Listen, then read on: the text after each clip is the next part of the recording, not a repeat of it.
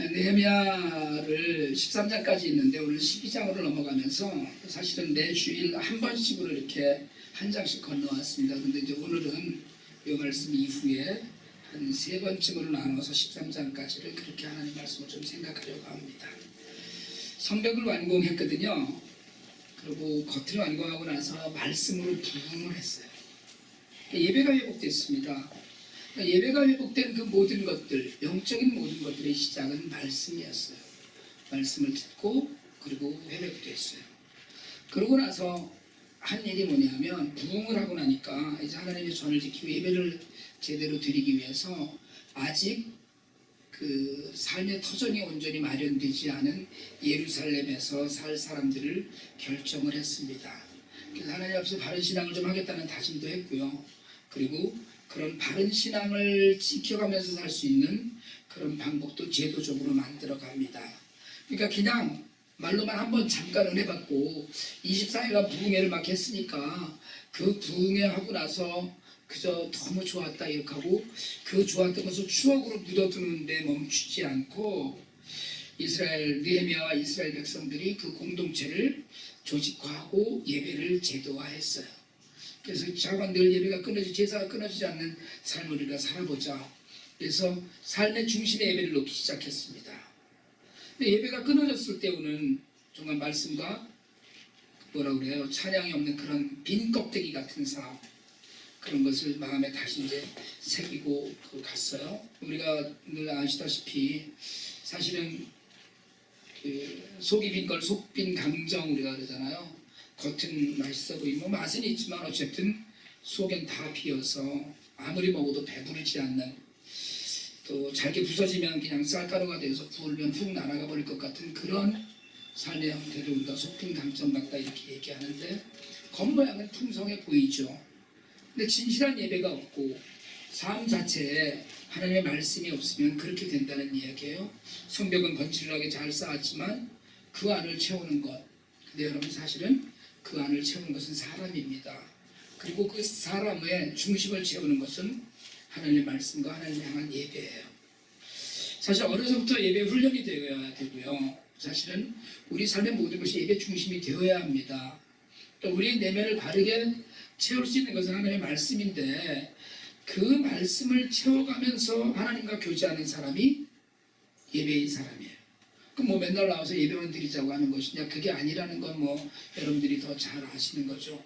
예배자로 세상을 사는 일, 세상에서도 늘 하나님 앞에 서 있는 것과 똑같은 모습으로 사는 일, 그것이 예배자로 사는 거예요.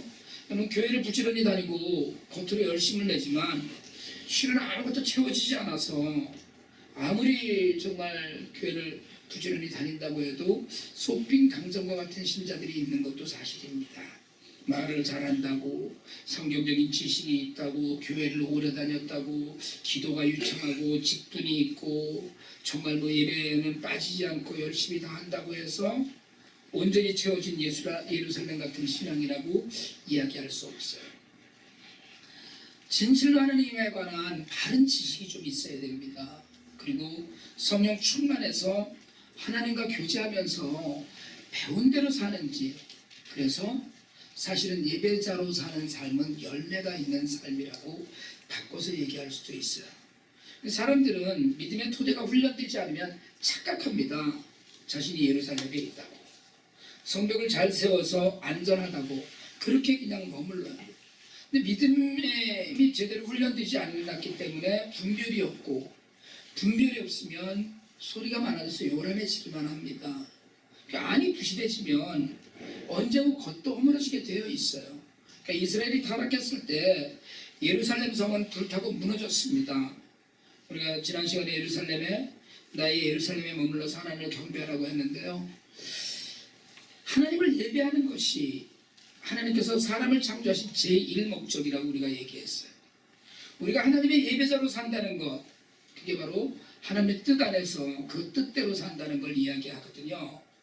오늘 우리가 읽은 성경은 사실은 1차 포로 귀환 때 돌아온 이스라엘 제사장을 포함한 레위인들에 관한 기록입니다. 70년 포로기가 끝났어요. 고레스 칙령에 의해서 돌아가도 좋다 그렇게 얘기했는데 처음 이스라엘이 다시 그 고국 땅으로 돌아올 때 총독 스룹바벨이 돌아옵니다. 돌아와서 스룹바벨 성전이라는 것을 짓거든요. 시간이 많이 걸리죠. 근데 그때 돌아와서 신앙을 지키고 조상의 죄를 회개하고 후손들에게 다시 회복한 나라를 온전히 전해주기 위해서 고난을 많이 겪었던 사람들이에요. 여러분 70년이 흘렀으면 대부분의 사람들이 바벨론 땅에서 태어난 사람들입니다. 스룹바벨이라는 이 이름도 사실은 바벨론의 슬픔이다 이런 뜻을 갖고 있는 이름이에요. 근데 스룹바벨은 여러분 스룹바벨이 오늘 제사장과 레위인과 같이 명단이 시작된다고 해서 스룹바벨이 그 레위인 쪽이라고 생각하시면 안 돼요. 스룹바벨은 유다 족속입니다. 스룹바벨의 아버지 스알디엘이 사실은 그 스알디엘이 유다의 마지막 왕인 여호야긴의 직계예요. 그래서 어쩌면 왕위를 계승했었을 사람들이에요. 스룹바벨도 어쩌면 그냥 그대로 나라가 잘 유지되었다면 유다의 왕이 되었을 수도 있는 그런 인물이었습니다. 그런데 바벨론에서 태어났어요. 그렇게 하고 아무것도 없는 땅으로 돌아와서 거기서 듣기만 했죠. 내 조국이 어떻다 하는 것을 듣기만 했는데 후손들이 믿음으로 갔길 바라면서 고생을 해요.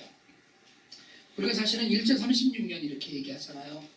아직도 그 말을 좀 심하게 하자면 근무 36년 때문에 나라에 막 친일이니 또는 무슨 뭐니 이렇게 하고서 서로 손가락질하는 그런 환경 가운데 있어요. 왜요? 그 36년의 영향력이 그렇게 큰 거예요.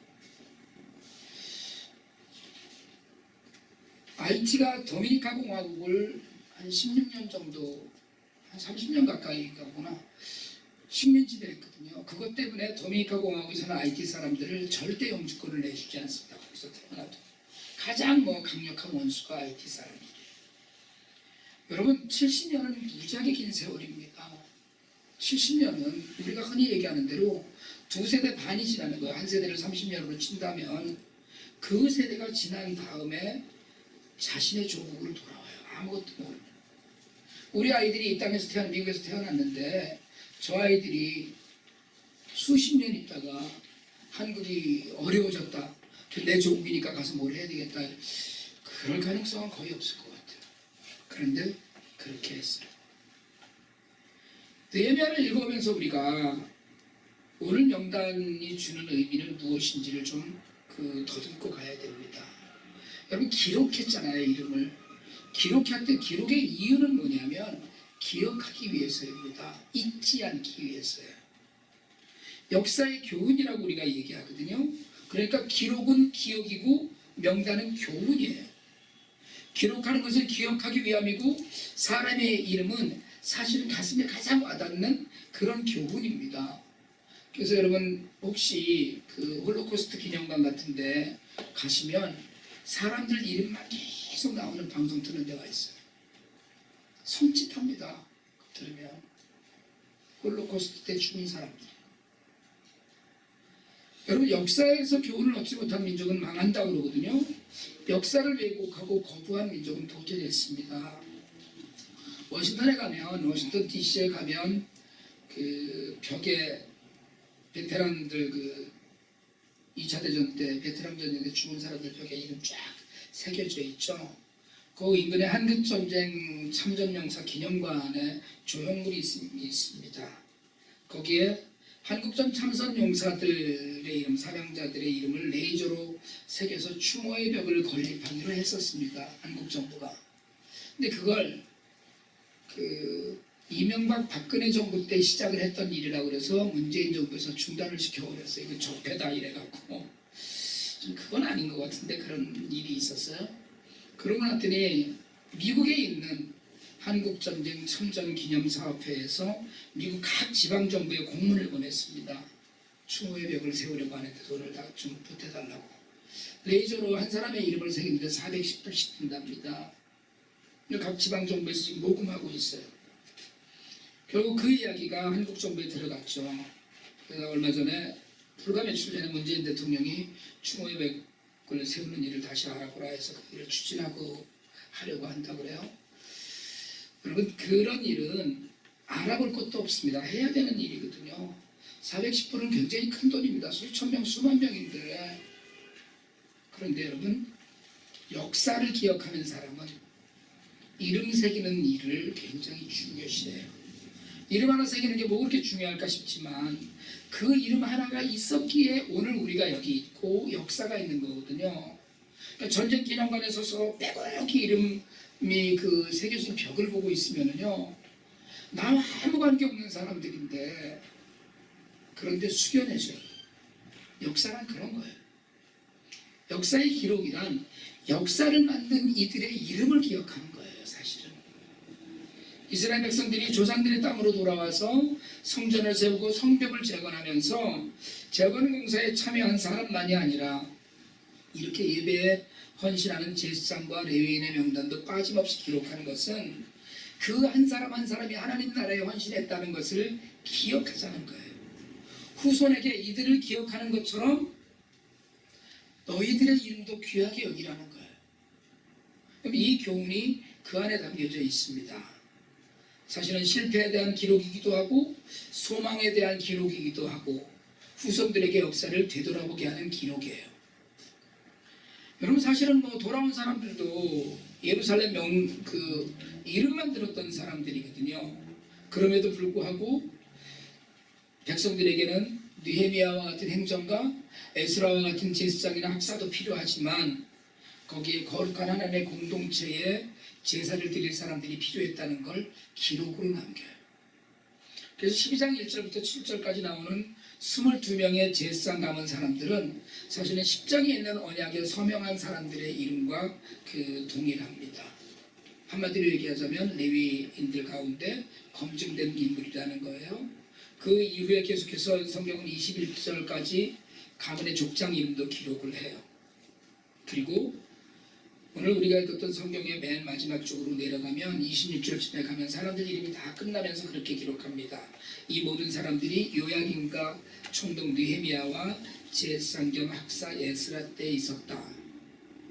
못 박는 거예요. 이 사람들이 실제로 있었던 사람들이다. 여러분 아무것도 없는 폐허에서 돌아와서 모진 고생을 하면서 성전을 지었어요. 여러분 성전 짓는데 20년이 걸렸습니다. 중간에 방해해서 10수년을 멈춰요. 그리고 근 90년이나 지나서 지금 생뚱맞은 것처럼 성경에 이 사람들의 기록을 이해하며 이름을 기록하면서 여러분 성경 기자는 무슨 생각을 했을까요? 여러분 사람이 중요하다. 하나님의 도구는 뭡니까? 하나님이 일하시는 도구는 뭐예요? 하나님의 도구는 사람이에요. 하나님은 사람을 통해서 일하셔요. 제가 가끔 사실 IT 가서 고아원들 이렇게 다니다가 하나님 앞에 자주 불평해요. 제가 정말로 그렇게도 기도했습니다. 많이. 그냥 하나님이 하세요라고. 애들 이렇게 먹이는 일 너무 힘들기 때문에 애들은 여전히 영양실조인데 심지어는 쌀을 지난달에 보냈는데 이달 초에 벌써 쌀 떨어져 갖고 풀 뜯어다가 애들 죽 끓여 먹었다는 이야기 듣고 이러면 정말 속상해요. 이건 정말 그냥 하나님이 하세요라고 싶어요. 하나님이 해주셨으면 좋겠어요. 근데 여러분 그러고 그렇게 기도하면 여러분들이 잘 아시겠지만 하나님은 곤란하시면 전혀 말씀을 안 하셔요. 곤란하면 대꾸를 안 하시는 거예요. 어디 가셨는지. 왜요? 그냥 내가 하라는 거예요. 전혀 솔직하게 하나님이 하시면 다 굶어 죽을 일이 전혀 없다고 생각을 해요. 아파서 죽을 일도 없습니다.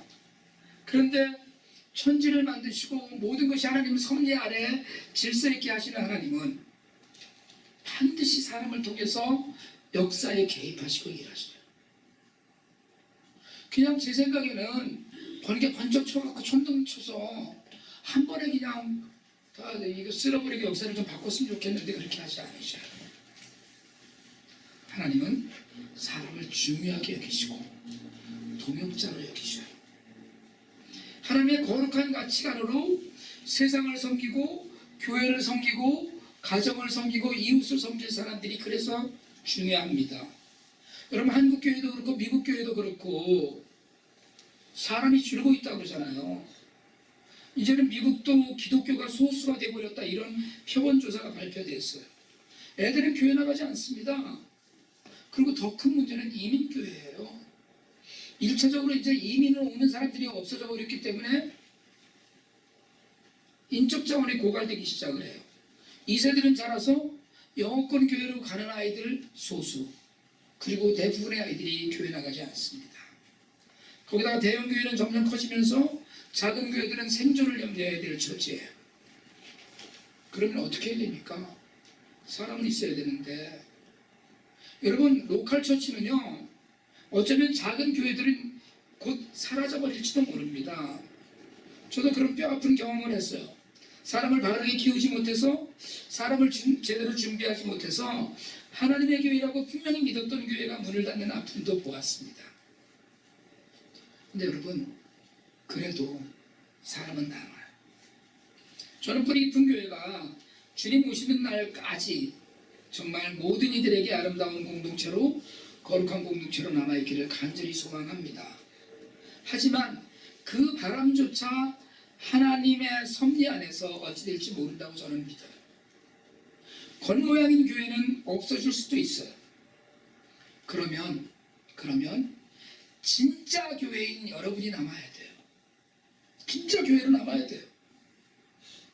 하나님을 중심에 모시고 우리에게 임한 하나님의 나라를 섬기며 사는 사람이 남아있어야 합니다. 그게 교회예요. 그러기 위해서 우리는 여러분, 과거는 좋았다, 지금 너무 좋다, 이런 노래가 아니라 앞으로 기억될 내 이름을 남길 수 있는 삶을 살아야 돼요. 내 이름을 남길 수 있는 삶을 살아야 됩니다. 여러분, 이름이 기억된다는 건 영향을 끼쳤다는 걸 의미해요. 좋은 이름으로 기억된다는 건 좋은 영향을 끼쳤다는 것이고요. 정말 악한 이름으로 남았다는 건, 그렇게 기억된다는 건 악한 영향을 끼쳤다는 거예요. 우리는 정말 좋은 영향을 끼치면서 내 이름이 남아있는가, 누구에게가 기억되고 있는가, 여러분 이걸 돌아봐야 됩니다. 저한테도 여전히 존경하는 선배 목사님이시고 스승도 계시고, 또 제가 믿음을 회복하는 데 결정적 영향을 하신 멘토 목사님도 계셔요. 그분들의 영향을 받아서 제가 부끄럽지만 사역이나 목회 영역 안에 있다고, 머물고 있다고 믿습니다. 반면 저는 가끔 그분들에게 제가 여전히 자랑스러운 제자이고 멘티인지 생각을 해요. 가끔 그분들 생각하면서 연락드리면서 만나면 반가워하시고 자랑스러워하셔요. 여전히 하나님 나라에 충성하고 있다고 대견해 하셔요. 저도 이제는 30, 40대가 아닌데 나이 들었는데도 그렇게 모습을 기억해 주시니까 감사하긴 하죠. 여러분, 사람은 존재로 나와야 되는데 그 존재는 이름으로 기억됩니다. 우리가 바르게 이름으로 기억되기 위해서 준비되고 준비해야 하고 준비시켜야 돼요. 거룩한 공동체의 일원으로 이름을 남기는 사람은 앞서 말씀드렸듯이 예배의 사람이에요. 바른 예배는 바른 말씀이 받침이 되어야 됩니다. 분별되어야 돼요. 그리고 사람을 키워야 해요. 제가 요즘 IT 건축하는, 고항 건축하는 일 때문에 마음을 많이 쓰고 있거든요. 진척은 안 되고 있고, 자꾸 물가는 오르고 있고, 애초에 생각했던 것보다 여러 가지 어려운 일들이 생기니까 마음이 많이 쓰여요. 그냥 단순하게 고아원 이사시켜서 애들이 이사 다니지 않고 고아원 잘 지어줘서 마음 놓고 애들이 잘할 수 있는 환경 하나 한번 만들어 보자라고 해서 단순한 생각으로 시작한 일인데, 일이 커지니까 제가 감당이 안 되는 거예요. 그래도 하나님이 벌리신 일을 하나님이 하시라는 믿음은 있어요. 다만 그 부담을 갖고 내가 게으르지는 않은지, 정말 하나님께서 보여주신 길을 열성을 갖고 가고 있는지에 대한 그런 돌아보면 계속 있죠. 근데 여러분, 사실은 저는 지금도 여전히 건물에는 관심 없습니다. 아이들만 잘 자라게 된다면, 믿음으로 하나님 나라의 기둥이 될 수만 있다면 저는 여전히 그러면 된다고 믿어요. 벽돌 한 장보다는 쌀 한 줌이 더 필요하다고 저는 여전히 강조합니다. 건물도 있어야죠. 근데 아이들 먹는 일이 더 중요합니다. 요즘도 제가 탁성교사님한테 그렇게 말씀드리거든요.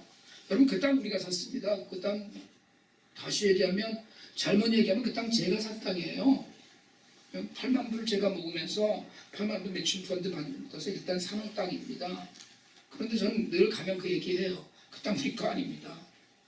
미파 이름으로 그 땅을 계약을 했고 그랬거든요. 건물 지어도 우리 것 아니에요. 하나님 나라의 것이죠. 거기 뒤돌아볼 생각 전혀 없습니다. 아이들만 잘 자라면 된다고 저는 믿어요. 교회도 마찬가지입니다. 예배를 위한 공간이 있어야 돼요. 예배당이 필요한 이유입니다. 당연히 건물이 있어야 되고 모여서 예배 드릴 수 있어야 돼요. 우리처럼 필요한 시간만 빌려서 예배를 드릴 수 있는 것도 은혜다 싶고 또 그런 공간도 있어야 돼요. 그러나 그 와중에 우리가 먼저 생각해야 될 것은 하나님의 나라이고 하나님의 거룩한 공동체인데 거기에는 오직 하나예요. 사람만 있으면 돼요. 어떤 곳에서든지 사람이 모여서 하나님을 예배드리고 그런 공동체로 남아있으면 됩니다. 문제는 우리가 사람을 어떻게 준비해야 되는가 하는 거예요. 이게 비단 자녀들의 이야기가 아닙니다. 우리 스스로가 먼저 준비된 사람이 되지 않으면 여러분 이렇게 총명한 아이들을 감당할 수가 없게 돼요. 나중에 민혁이가 요즘 말로 다 대꾸한다면서요. 따진다면서 벌써. 그리고 부모가 조금만 잘못하면요 아빠는 그런데 왜 나더러 이래? 라고 얘기해요. 우리가 준비되지 않으면 여러분 우리가 무엇보다 먼저 준비할 것이 무엇인지를 고민해야 합니다. 여러분 세상에 도움이 되기 전에 도움이 되는 사람이 되기 전에 우리가 준비하지 않으면 우리는 세상에 도움이 아니라 짐이 됩니다.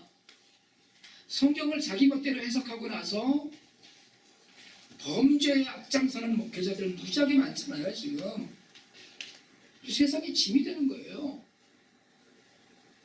기독교가 짐이 되는 거예요. 제가 이제 봉헌 다음 주가 되겠군요. 다음 주에 이제 야외 예배 그 다음 주에 봉헌에 관해서 말씀을 드리겠지만 불법으로 남의 땅 지하실 파갖고서는 성전 건축하고서 헌당 예배니 있다고 드리는 그런 악한 일들을 자기가 하나님 나라 그걸 하나님이 다 하셨다라고 이야기하면서 해요. 세상이 짐되는 겁니다. 기독교가.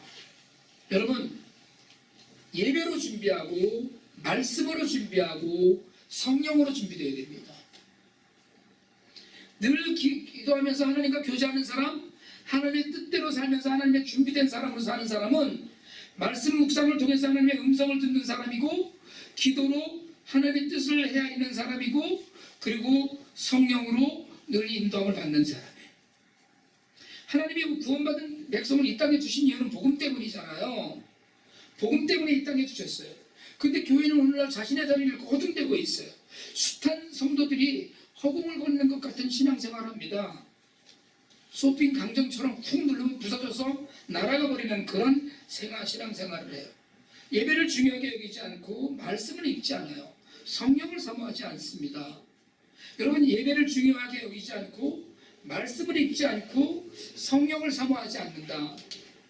이게 이스라엘 멸망의 원인이에요. 다른 거 아무것도 없습니다.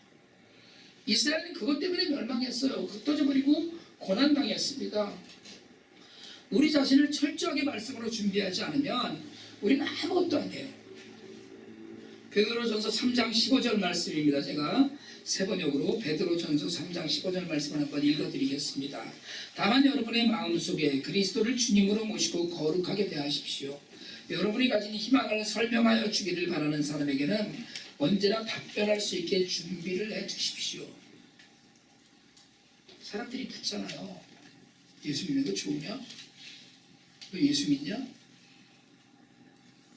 너 좀 다르네? 그럴 때 얘기할 수 있는 준비 뭘로요? 삶으로 증명할 수 있는 준비, 설명할 수 있는 준비. 여러분 이걸 준비하지 않으면 복음은 증거되지 않습니다. 여러분 예수 오래 믿었거든요. 누구든지 붙잡고 예수님에 관해서 이야기를 2시간, 3시간씩 충분히 늘어놓을 수 있는가? 그건 정말 늘어놓는 거거든요. 그런 말씀이 우리 안에 있는가? 우리는요, 저도 무슨 제가 관심 두고 있는 분야에 관해서 누구랑 얘기하면 입에 거품을 튀겨가면서 서너 시간씩 막 얘기할 수 있어요. 제가 너무나 좋아하는 게 뭐 있으면 막 그런 거에 관해서 그런 뭐 하다못해 골목식당 얘기라도 나오면 뭐 지난번에 어떻다 무슨 뭐 이 얘기 제가 2시간에 충분히 할 수 있을 것 같아요. 예수는 예수님이 이런 분이야. 예수님이 이렇게 하셨어. 여러분 이걸 2~3시간씩 얘기할 수 있겠느냐는 거예요. 여러분이 가진 희망을 설명하여 주기를 바라는 사람에게는 언제나 답변할 수 있게 준비를 해두십시오. 베드로가 하는 이야기예요. 그게 준비된 사람이에요. 여러분 오늘은 성령 강림절입니다. 그 주보에 타이틀 밑에 색깔을 제가 인쇄를 하는데 오늘 빨간색으로 한 줄을 넣었어요. 빨간색으로 덮었어요. 여기 오늘만 빨간색으로 덮고 나면 앞으로 주구장창 11월달 대강림절 전까지 초록색으로 덮습니다. 성령 강림절이라는 거예요. 예수님이 부활하신 후에 제자들을 여러 차례 만나셨습니다. 그 제자들에게 예루살렘을 떠나지 말고 성령을 받으라고 이야기하시고 승천하셨어요. 그리고 열흘이 못 되어서 기도하던 제자들에게 성령이 비둘기같이 임했어요. 그래서 어떻게 됐어요? 제자들이 변했어요. 성령을 받고 변했어요. 그래서 어떤 이들은 성령 강림절을 교회의 생일이다 이렇게 얘기합니다. 오늘이 교회 생일이라는 거예요. 교회가 성령이 오심으로 해서 시작되었다는 얘기. 교회가 성령이 오심으로 해서 예수 그리스도를 머리로 예수 그리스도를 몸으로 하는 지체들이 모여들기 시작했다고 인정하는 거예요. 성령께서 오셔서 제자들의 삶을 완전히 되돌리고 그렇게 변화된 삶을 통해서 이 땅에 무슨 역사가 일어났습니까? 복음 전파의 역사가 일어났어요. 성령을 받은 사람은, 성령 충만한 사람은 말씀의 사람이고 변화의 사람이에요. 교회를 아무리 다녀도 다니나 안 다니나 똑같다 이러면 돌아봐야 돼요. 주일날 가서 예배드리고 왔는데 토요일날 성질 내던 거 월요일날 가서 계속 성질 내고 있다 이러면 돌아봐야 됩니다. 자신이 변하고 세상을 변화시킬 수 없으면 여러분 우리는 말씀 앞에서 우리가 변해야 된다는 걸 다시 한번 돌아봐야 돼요. 이스라엘 백성들이 예루살렘 성벽을 완공하고 나서 오직 말씀을 듣고 회개하고 회복하고 변화됐듯이 늘 말씀 앞에서 진실해야 됩니다. 자신을 다 벗어내는 아픔도 겪어가면서 회복의 은혜를 드리고 이스라엘 백성들이 기쁨을 누렸잖아요. 그렇게 우리를 준비해야 돼요. 그리고 그 준비를 한 후에 우리는 다른 일을, 다음 세대를 준비해야 됩니다. 사사기 2장 10절은 여호수아가 죽은 후에 이스라엘 백성들이 하나님을 몰랐다고 이야기합니다. 여러분 이 사사기 2장 10절을 읽으면서 부모들이 회개해야 되는 부분이에요. 사사기 2장 10절 제가 읽어드립니다. 그 세대의 사람도 다 그 조상들에게 돌아갔고 그 후에 일어난 다른 세대는 여호와를 알지 못하여 여호와께서 이스라엘을 위하여 행하신 일도 알지 못하였더라. 여호수아가 죽은 다음에 끝난 거예요. 조상이 죽고 나니까. 여러분이 죽은 이후에 여러분의 자녀들이 예수를 모른다는 것, 이게 역사예요. 그게 하나님께서 우리에게 어떻게 하셨는지, 하나님이 어떤 분이신지 우리 다음 세대가 분명하게 알아야 되는데, 그런데 우리에게 아무런 하나님을 만난 증거가 없으면, 남길 일이 없으면 우리 자신은 당연하지만 우리 후손에 대한 기대는 접어야 됩니다. 여러분 내가 낳은 자식 문제가 아니고요, 그 다음에 예수를 믿어야 되는 다른 사람들에 대한 기대를 접어야 되는 거예요. 왜 내가 하나님을 제대로 못 만났는데, 내가 하나님을 만난 증거가 없는데 내 삶에. 여러분 옆에 사람이 저거 예수쟁이야 라는 이야기를 들어야 돼요. 여러분이 어떻게 해요? 식사 시간에 기도한다고? 아니요, 그거 말고. 교회 일에 빠지지 않는, 아니 그거 말고, 그런 거 말고요, 우리에게 정말 중요한 하나님을 바라는 그 하나님을 증거하는 삶의 모습은 예수 닮은 모습이에요. 내가 죽은 모습, 그게 변화된 모습이거든요. 저는 선교가 교회의 소명이라고 분명히 믿습니다. 선교가 소명이에요. 우리처럼 비록 작은 공동체이지만 집중해서 이렇게 IT의 생명들을 고아들을 돌보면서 그들에게 복음이 전해지는 일에 힘쓰는 일, 이건 당연히 해야 되는 일이라고 믿습니다. 당연한 일이에요. 잘하는 일이 아닙니다. 이게 자랑거리가 아니에요. 당연히 하는 일이지 뭐. 어이구 저더러 여전히 그걸 IT 사역을 여전히 하느냐고 이러는 목사님들도 계시고요. 그런데 그 당연한 일이에요. 그런데 그 당연한 일을 위해서 우리는 교육도 받아야 되고 말씀으로도 채워야 돼요. 그래서 교회는 특별히 청년들이나 학생들, 어린아이들에게 아낌없이 투자할 수 있어야 됩니다. 하나님 나라는 사람이에요. 사람은 하나님 은혜의 돋보이며 통로여야 됩니다. 우리가 복음의 통로로 준비되지 않으면 이 땅에 하나님의 나라가 세워지는 일이 길고 먼 일이 될 수 있어요. 그리고 여러분, 제가 제일 무서워하는 게 뭔지 아세요? 내가 정말 두려워하는 건 내가 준비되지 않아서 하나님께서 다른 사람을 쓰시는 거예요.